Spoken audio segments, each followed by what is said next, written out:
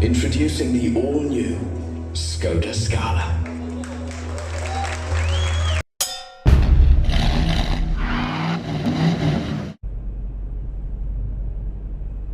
Čaj se malo. A ti že bil kdaj? V Izraelu? Jaz tudi ne.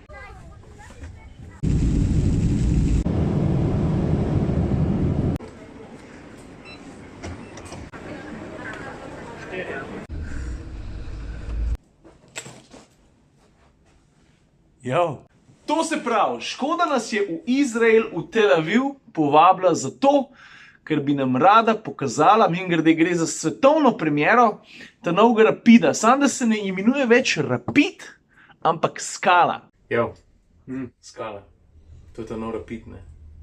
Ja, ali pa češki Golf, kakor vzameš.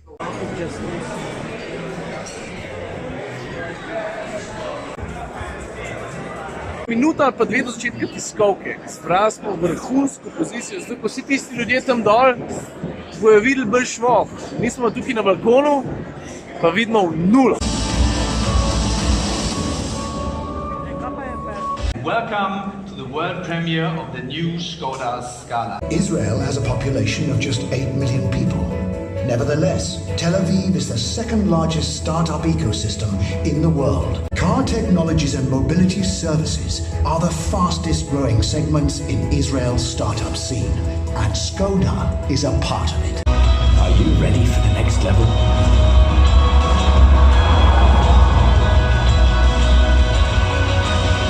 Introducing the all-new Skoda Scala.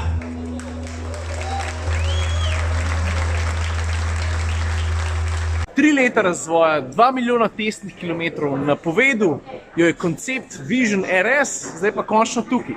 Folk, vključno z Gregorčičem, jo je že napadel. Evo, Jure bo preveril kufr, ki mimogrede ponuja 467 litrov prostora. In teh 467 litrov, ki jih je ravno kar Jure pokazal, je vodilnih v tem segmentu. V golfovem segmentu, če se slučajno sprašuješ, kva za hudiča je to en segment. Ampak ajde, preden se lotimo kabine pa vsebine, dajmo še najprej nekaj osnovnih. Prav, za začetek moraš nekaj vedeti, ne? Skala pa dizajn tega avtomobila, ki ga vidiš, ki je še posebej spredi zelo oster, čeprav je avto generalno malo zadržan, pomeni tudi čist nov začetek za dizajn celotnega brenda. A veš, to pomeni, da nove Škode, ki bodo prišle, ali bodo to nove generacije, ali pa sam prenovljeni avti, da bodo povzemali kupenih oblikovnih smernic od točno tega avta. In ravno ta sprednji del je tist, ki da avtu deleč največ karakterja. Čeprav moram priznati, da so se fejst potrudili tudi pri zadku. Le zdaj. Evo, avtomatsko zapiranje kufra, zdaj pa ti povej, a ti je ta dizajn všeč ali ti ni. Pa mimogrede, Scala bo čista prva Škoda, ki bo imela napis Škoda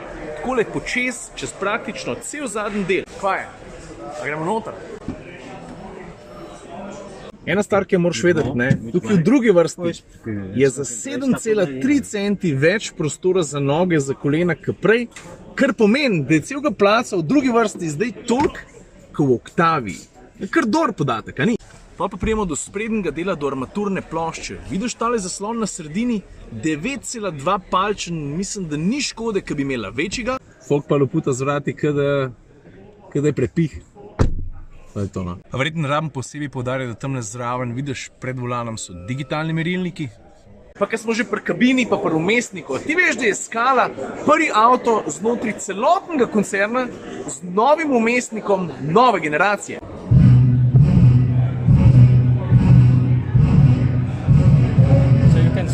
Pravijo, da bo Scala ves čas online, da boš lahko tudi stanje avtomobila ali odklenen ali zaklenen, da boš kupenih stvari lahko preveril tudi prek aplikacije na mobilnem telefonu.